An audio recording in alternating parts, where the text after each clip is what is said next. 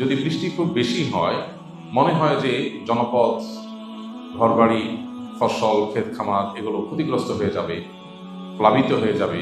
এরকম পরিস্থিতি তৈরি হলে বৃষ্টি বাদল চলছে এবং মৌসুমটাই হলো বর্ষার মৌসুম। বিশেষ করে আজকে সারাদিনই বৃষ্টি বাদল চলছে গোটা দেশেই কম বেশি। আমরা বৃষ্টির সময় যে করণীয় আমল আছে, সে আমলগুলোর ব্যাপারে বিশেষভাবে পাবন্দি করবো ইনশাআল্লাহ। একজন মুসলমান তার জীবনের মূল লক্ষ্যই হলো জান্নাতে যাওয়া, আল্লাহকে সন্তুষ্ট করা। আর জান্নাতে যাওয়ার জন্য সে যত রকমের পরিবেশ পরিস্থিতি তৈরি হবে, প্রত্যেকটা ইস্যুতে সে তার জান্নাতে যাওয়ার পথ খোঁজার চেষ্টা করবে। কি কাজ করলে আল্লাহ খুশি হবেন, কি কাজ করলে নেকামলের পাল্লা ভারী হবে, কি কাজ করলে তার নেকামলটা সেফ এবং নিরাপদে থাকবে, বদামল থেকে বেঁচে থাকবে। ইমানদার সেটার অনুসন্ধানে সবসময় সচেষ্ট থাকবে। কারণ ইমানদারের দৃষ্টি দুনিয়ার খুবই ছোট সংক্ষিপ্ত জীবনের সুখ শান্তি নয়, তার আসল দৃষ্টি হলো জান্নাত পর্যন্ত। যেহেতু জান্নাত পর্যন্ত দৃষ্টি, এজন্য সে বৃষ্টি হোক কিংবা খরা, বর্ষা হোক কিংবা শীত, দুঃখে থাকুক কিংবা সুখে, সর্বাবস্থায় সে অনুসন্ধান করবে, খুঁজে বেড়াবে যে কোন কাজে তার রব সন্তুষ্ট হবেন এবং কোন কাজে সে জান্নাতের দিকে অগ্রসর হবে। এই জন্য বৃষ্টি বাদলের এই সময়টাতে আমাদের রব সন্তুষ্ট হবেন, খুশি হবেন, আমাদের জান্নাতের পথ সুগম হবে যদি আমরা এই সময়টাতে আল্লাহ নবী মোহাম্মদ সাল্লাল্লাহু আলাইহি সাল্লামের বাতানো সুন্নাহগুলোকে আমল করি। এর মাধ্যমে শুধু জান্নাতে যাওয়ার পথই সুগম হবে না, আল্লাহ রাব্বুল আলামিন দুনিয়াতেও আমাদেরকে হায়াতে তৈয়্যিবা বা পবিত্র, সুখময়, স্বাচ্ছন্দ্যময় জীবন দান করবেন। প্রাচুর্য এক জিনিস, আর সুখ আর স্বাচ্ছন্দ্য আরেক জিনিস। অনেক প্রাচুর্য, অনেক সহায় সম্পদ, অনেক নিজের মনের মতো করে জীবনটাকে সাজিয়ে ফেলতে পারা, স্বপ্নের মতো করে সবকিছু করে ফেলতে পারা, এটা আর আল্লাহ রাব্বুল আলামিন প্রদত্ত সুখ, দুটা সবসময় এক হয় না। অনেক সময় দেখা যায় প্রাচুর্য আছে কিন্তু সুখ শান্তি নেই। তো আল্লাহ তাআলা কোরআনে কারীমে বলেছেন, মান আমিলা মিনকুম সালিহান মিন যাকারিন ওয়া উনসা ফালানুহয়িন্নাহু হায়াতান তাইয়্যিবা। নারী হোক আর পুরুষ হোক, যারা নেক আমল করবে আল্লাহ তাআলা তাদেরকে পবিত্র জীবন দান করবেন, সুখময় জীবন দান করবেন। এই জন্য দুনিয়া এবং আখিরাত উভয়টা সুখের জন্য সুন্নাহ খুঁজে পাবো আমরা ইনশাআল্লাহ। বৃষ্টির সময়ের সুন্নাহগুলো কি ভাই? বৃষ্টির সময় আমরা কি করব?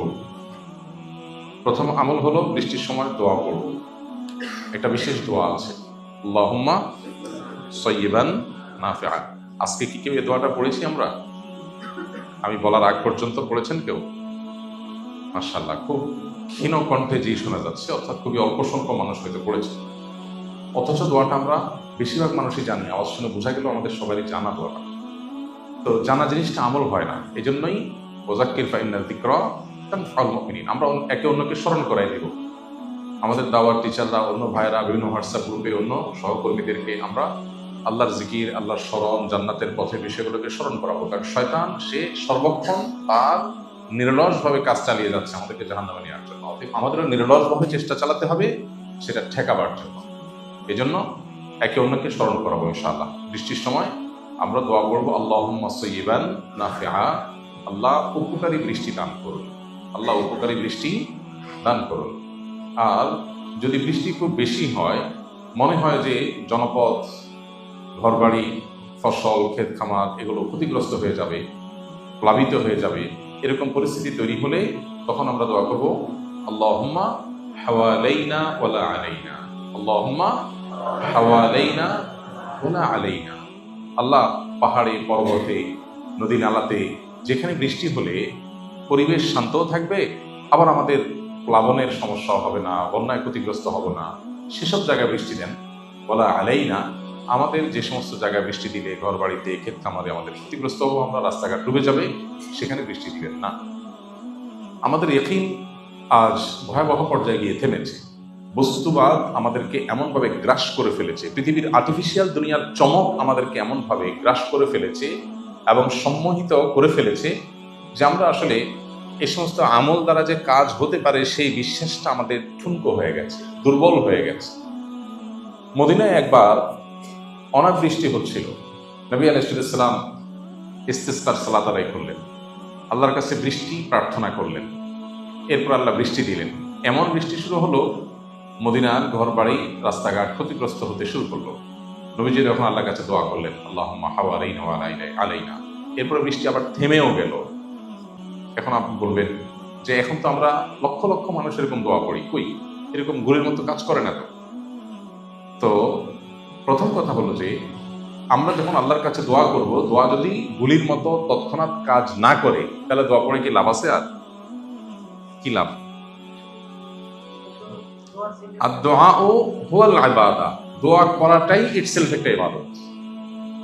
বান্দা যা চায় আল্লাহ অনেক সময় তা দিয়ে দেন, অনেক সময় তা না দিয়ে আল্লাহ রাব্বুল আলামিন তাকে কোনো এর চাইতে জরুরি কোনো জিনিস যেটা সে চায় নাই, খেয়াল করে নাই, সেটা আল্লাহ তাআলা দেন এটার বিনিময়। আবার অনেক সময় দোয়ার বিনিময় দুনিয়াতে কিছুই না দিয়ে এটা জমা রাখেন, আখিরাতে তার বিনিময় আল্লাহ তাআলা দেন। বান্দার দোয়া যদি যথাযথভাবে হয়, দোয়া বিফলে যাওয়ার কোনো কারণ নাই। এই জন্য ইমানদার বান্দা আল্লাহর কাছে দোয়া করেই যাবে এবং দৃঢ় বিশ্বাস রাখবে যে আল্লাহর কাছে দোয়া বিফলে যায় না। এই জন্য বৃষ্টির সময় আমরা এ দুটি আমল করবো ইনশাআল্লাহ। বৃষ্টি হলে আল্লাহুম্মা সাইয়্যিবান নাফিআ, অতিবৃষ্টি হলে আল্লাহুম্মা হাওয়ালাইনা ওয়ালা আলাইনা। তৃতীয় আমল হলো, বৃষ্টি যখন হয় বৃষ্টির নিচে দোয়া কবুল হয়। আর দোয়া ও তাহতাল মাতর, বৃষ্টির নিচে দোয়া করলে দোয়া কবুল হয়। আপনি যে ঘরে আছেন, স্থাপনা আছেন, বাইরে আছেন, যেখানে আছেন, উপরে বৃষ্টি হচ্ছে, আপনি নিচে আছেন। সো এই অবস্থায় আল্লাহর কাছে মনের চাওয়াগুলো পেশ করা যেতে পারে। দোয়া কবুলের বেশ কিছু স্থান, বেশ কিছু সময়, বেশ কিছু জায়গা আছে। এই সময়গুলোতে দোয়া করলে দোয়া কবুল হয়। নবী রাসূলুল্লাহ সাল্লাল্লাহু আলাইহি ওয়াসাল্লাম আমাদেরকে সেই সুসংবাদ দিয়ে গেছেন। তো সেজন্য বৃষ্টির সময় আমরা দোয়া করবো আল্লাহর কাছে। কি করব? দোয়া করবো আল্লাহর কাছে যে আল্লাহ মনের চাওয়াগুলো যেগুলো আছে আল্লাহর কাছে সেগুলো আমরা পেশ করবো, যে আল্লাহ আমরা অমুক অমুক চাওয়া পূরণ করে দেন। তাহলে বৃষ্টির সময় একটা হলো আপনার ধরা বাঁধা দোয়া, হাদিসের শেখানো ফরম্যাটের দোয়া, সেটা তো আছেই। আর এর বাইরে মনের বিভিন্ন চাওয়া পেশ করার একটা দারুণ সুযোগ হলো বৃষ্টির সময়। ভোর রাতে তাহাজ্জুদের সময় যেরকম দোয়া কবুল হয়, 5 ওয়াক্ত নামাজের পরে যেরকম দোয়া কবুল হয়, সফররত অবস্থায়, মুসাফির থাকা অবস্থায় যেরকম দোয়া কবুল হয়, তওয়াফ সাইরত অবস্থায় আরাফাতে যেরকম দোয়া কবুল হয়, ঠিক একইভাবে দোয়া কবুলের একটা গুরুত্বপূর্ণ মোমেন্ট বা সময় হলো বৃষ্টি চলাকালীন সময়। অর্থাৎ আপনি যে জায়গায় আছেন সেই জায়গায় যদি বৃষ্টি হয়, তাহলে ওই জায়গায় দোয়া করলে দোয়া কবুল হয়। এই জন্য আল্লাহর কাছে মনের দোয়াগুলো পেশ করবো ইনশাআল্লাহ। 4 নম্বর সুন্নাহ হলো বৃষ্টির মাঝে মধ্যে বৃষ্টি গায়ে লাগানো সুন্নাহ। বৃষ্টি গায়ে লাগানো এর মানে এইটা না যে আপনি শিয়াল ভেজা হয়ে ঠান্ডা লাগাই ফেলবেন। আমাদের তো বৃষ্টি গায়ে লাগে, সুন্নত আদায়ের নিয়তে বৃষ্টি গায়ে লাগানো হয়েছে কখনো? তাহলে আমলটা করবো ইনশাআল্লাহ। হালকা পাত্তা একটু লাগলো, বৃষ্টি লাগার ভেতরে কল্যাণ আছে। নবী রাসূলুল্লাহ সাল্লাল্লাহু আলাইহি ওয়াসাল্লামের কোনো সুন্নাহ থাকার মানেই হলো এর মধ্যে কল্যাণ আছে। তাহলে সেক্ষেত্রে মাঝে মধ্যে বৃষ্টি গায়ে লাগাবো। বিশেষ করে যদি কখনো গোসলের আগে সুযোগ থাকে, দেখা গেল বাইরে কোনো কাজ আছে, একটু কাজ করলেন, রাস্তাটা পরিষ্কার করে ফেললেন, হালকা একটু ভিজলেন, এসে পরে গোসল করে ফেললেন। অবশ্যই সচেতনতার সাথে যাতে ঠান্ডা লাগার মতো ভেজা না হয়, তাহলে বৃষ্টি গায়ে লাগানো এটাও কিন্তু সুন্নাহ। ঠিক একইভাবে বৃষ্টি যদি ভয়াবহ আকার ধারণ করে, বন্যা পরিস্থিতি হয়, তাহলে সেক্ষেত্রে একে অন্যের সহযোগিতা করতে হবে, একে অন্যের পাশে দাঁড়াতে হবে। আল্লাহ রাব্বুল আলামিন